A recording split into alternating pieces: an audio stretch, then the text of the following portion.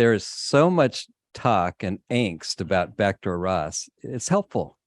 But it hardly moves the needle that much in a lot of cases.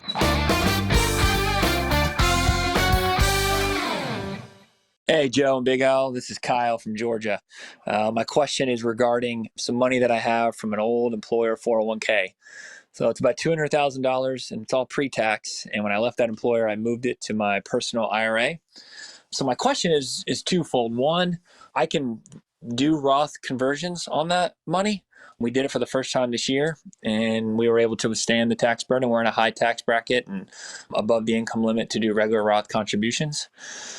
My other option is to take all that $200,000 and now I have access to my new employer's 401k if I should roll it there. And the reason being is I guess that the $200,000 is now sitting in a pre-tax account in my IRA. I can no longer make backdoor contributions. So no longer can put the $6,000 in and do a backdoor. So I'm wondering what you think is best, if I should just leave it there and continue to, I guess, chunk at it till it's down to zero and all Roth, because that's the goal, is to get it to all Roth when our late 30s, as I said.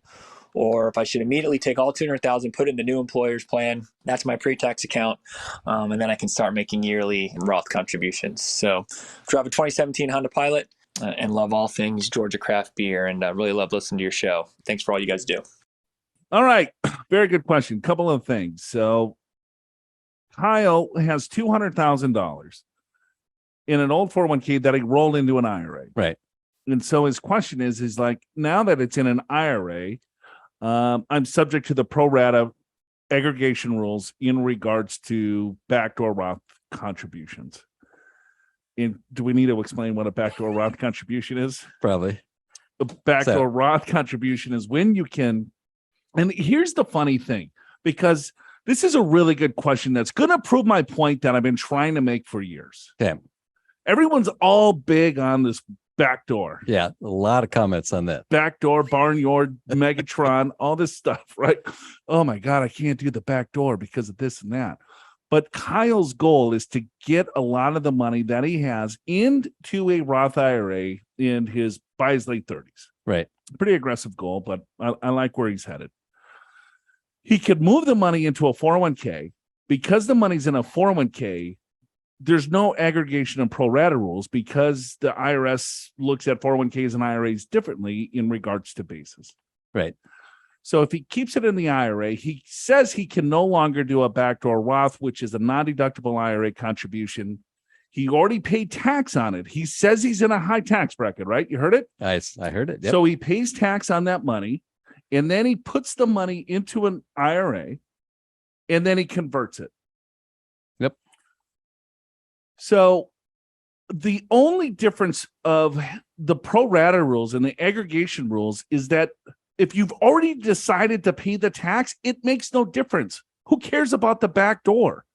Because if I have the money in the IRA that I've never paid tax on, and let's say he converts $6,000, he pays tax on the $6,000 conversion versus him taking his paycheck, paying the tax, then putting it into an IRA and then converting. Is there any difference in the tax?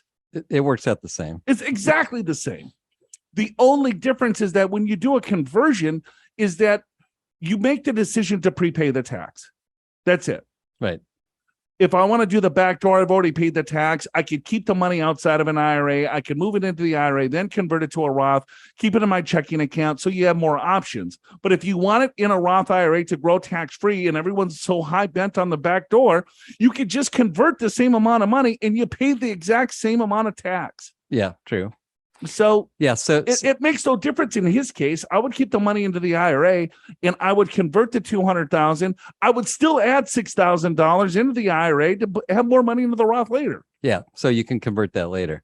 So here's a couple thoughts too to add to what you said, which is I'd be reluctant to put my IRA money back into an employer 401k unless they had good investment options.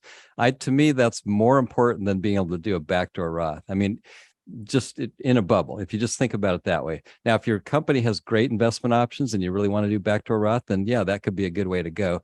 But in this particular case, Kyle, you want to get this all converted in a short time. So maybe you want to leave it in the IRA so you have the access to convert it, right? So I think that's your answer. Just leave it in the IRA. And unless the reason, again, you would want to roll it into your 401k is if the 401k had decent investment options and you just wanted to do the backdoor Roth year in, year out. Or you could move it into the 401k.